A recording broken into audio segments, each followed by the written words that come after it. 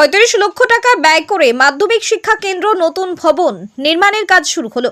এলাকার বিধায়ক তথা রাজ্যের মন্ত্রী তাজমুল হোসেনের উদ্যোগে হরিশ্চন্দ্রপুর থানা এলাকার গাংনদিয়া মাধ্যমিক শিক্ষা কেন্দ্রের পাকা ভবন নির্মাণের কাজ শুরু হলো। পশ্চিমবঙ্গ সরকারের সংখ্যালঘু দপ্তরের পক্ষ থেকে এই ভবন নির্মাণের অর্থ বরাদ্দ করা হয়েছে। মন্ত্রী তাজমুল হোসেন জানান, এলাকার শিক্ষা বিস্তারে এই মাধ্যমিক শিক্ষা কেন্দ্র দীর্ঘদিন ধরে কাজ করে আসছে। ভবনটি এতদিনেও পাকা করা সম্ভব হয়নি। পশ্চিমবঙ্গ সরকার মুখ্যমন্ত্রী মমতা বন্দ্যোপাধ্যায়ের উদ্যোগে এবারে এই মাধ্যমিক শিক্ষা কেন্দ্রের পাকা ভবন নির্মাণ করার জন্য অর্থ বরাদ্দ করেছে। সেই অর্থ দিয়ে আজ থেকে কাজ শুরু হলো। Bureau report, Hind news. কি উদ্বোধন করেন আজকে গাংনদিয়া এমএসকেএম যে স্কুল ছিল সেই স্কুলের প্রায় ৩৫ লক্ষ টাকা ব্যয়ে 3টা হল রুম হবে, 3টা স্কুল রুম হবে। তার জন্য আমরা আজকে উদ্বোধন করতে এসেছি। এটা আমাদের সংখ্যালঘু দপ্তর থেকে হয়েছে। আমি সংখ্যালঘু মিনিস্টার হিসাবে আমি মাননীয় মুখ্যমন্ত্রীকে ধন্যবাদ জানাচ্ছি যে আমাদের এত বড় একটা পিছিয়ে পড়া একটা স্কুল ছিল, দীর্ঘদিন থেকে এখানে কোনো বিল্ডিং ছিল না। এই বিল্ডিংয়ের এপ্রিল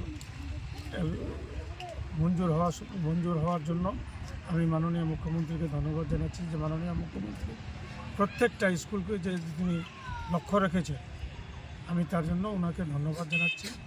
আজকে আমাদের খুবই আনন্দের দিন এবং গর্বের দিন যে আজকে আমাদের একটা পিছিয়ে পড়া একটা স্কুল ছিল, যার বিল্ডিং আপনারা দেখতে পাচ্ছেন যে কী বিল্ডিং ছিল, কোনো বিল্ডিংই ছিল না। আজকে মাননীয় মুখ্যমন্ত্রী 25 লক্ষ টাকা ব্যয়ে এই তিনটা রুম যে হবে, আমি তাকে ধন্যবাদ জানাচ্ছি এবং আমি এই স্কুলের সমস্ত মাস্টারকে এবং উপস্থিত যারা যে আছেন তাদের প্রত্যেককে ধন্যবাদ জানাচ্ছি যে খুব সুন্দরভাবে টাকাটা যেন অপচয় না হয়, সুন্দরভাবে কাজ হোক এবং আগামীতে এই স্কুলের আরও উন্নতি হোক, স্কুলে আরও যেন ছেলেপেলে বেশি লেখাপড়া করুক, এই কামনা করে আমি আমার সংক্ষিপ্ত বক্তব্য শেষ করছি। এই যে বিল্ডিং হওয়াতে আপনি কতখানি আনন্দ আছেন? এটা বিল্ডিং হওয়াতে আমরা যতটা জন্মের পর একটা শিশু আনন্দ পায় তার থেকে বেশি আমরা আনন্দিত। কিভাবে চালাচ্ছিলেন স্কুলটা? স্কুলটা খুব কষ্টের মধ্য দিয়ে আমরা চালিয়েছি, নিজের পয়সা দিয়ে হয়তো এই পুরনো বিল্ডিংগুলো করেছি এবং ছেলে মেয়েদেরকে যতটা আমাদের পরিকাঠামো উপযুক্ত দেওয়ার কথা সেটা দিতে পারিনি। তারপরেও আমাদের বর্তমান ছাত্রছাত্রীর সংখ্যা হচ্ছে 200-র মতো। এটা যে আমরা ধরে রাখতে পেরেছি, শিক্ষাটাকে আমরা উন্নত জায়গায় নিয়ে যেতে পেরেছি বিনা পরিকাঠামোতে, এর জন্য আমরা খুব ধন্য মনে করছি নিজেকে। কতদিনের এই পুরনো স্কুল? এটা স্কুল তো 1974 সালের, কিন্তু আমরা এফিলিয়েশন পাই 2011-তে।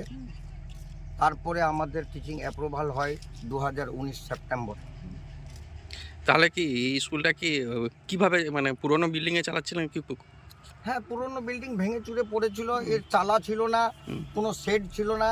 আমরা সেগুলো রিপেয়ার করে কিছু চাঁদাও কালেকশন করে আমরা এই শেডগুলো করেছি। তারপরে রং টং করে কোনোভাবে মানে চালিয়ে যাচ্ছি আর কি। তাকে ধন্যবাদ জানাবেন। আজকে যে আমাদের 3টে রুম হয়েছে, আমি কর্তৃপক্ষের কাছে অনুরোধ করব, এখন আমাদের সংখ্যালঘু দপ্তরের মন্ত্রী আমার পাশেই আছেন, ওনাকে অনুরোধ করব যে অন্তত পক্ষে 8টা রুম খুব প্রয়োজন এবং বাউন্ডারির প্রয়োজন। সংখ্যালঘু মন্ত্রী স্বয়ং দেখতে পাচ্ছেন এবং এককালীন 2005 থেকে কন্টিনিউয়াস সংখ্যালঘু মন্ত্রী আজ হতে পারেন, কিন্তু উনি এই স্কুলের ফর্মার সেক্রেটারি এবং ওনার কাছে আমাদের মানে স্টাফের পক্ষ থেকে, আমার এমসির পক্ষ থেকে বিনীত এবং করজোরে আবেদন থাকবে আগামীতে যেন এর পরিকাঠামো উন্নয়নের জন্য উনি একটা নজিরবিহীন সিদ্ধান্ত গ্রহণ করে আগামীতে এই স্কুলটাকে একটা মডেলের জায়গায় নিয়ে পৌঁছাবেন, এই আশা ভরসা আমরা মন্ত্রীর কাছে উপস্থাপন করলাম। আপনার পরিচয়? আমার পরিচয়, আমি এই গাংনদিয়া মাধ্যমিক শিক্ষা কেন্দ্রের একজন কর্মী। আপনার নাম? শেখ রবিউল ইসলাম।